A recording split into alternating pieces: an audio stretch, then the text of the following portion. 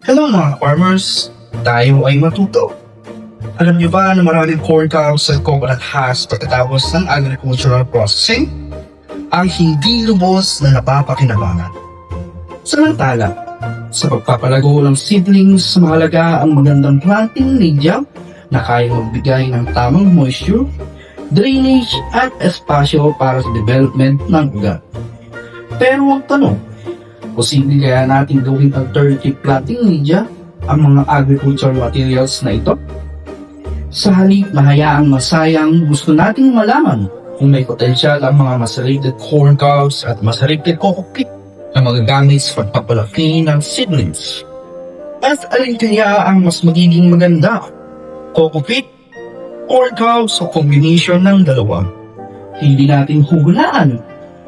I-experiment natin. Sa experiment na ito, magkakaroon tayo ng tatlong pangunahing setup. Una, macerated coco peat bilang planting media. Pangalawa, macerated corn cobs. At pangatlo, combination mix ng macerated coco peat at macerated corn cobs. Pare-parehong seedlings ang gagamitin natin at regular nating oobserbahan ang bawat setup. I-compare natin ang kanilang moisture retention, drainage, root development, germination, at overall seedling growth. Experimental stage pa lamang ito, kaya hindi ba natin masasabi kung alin ang pinakamaganda. Pero ito ang gusto natin malaman. Maaari kayong maging bagong planting media ang corn cobs kapag pinagsama sa coco peat.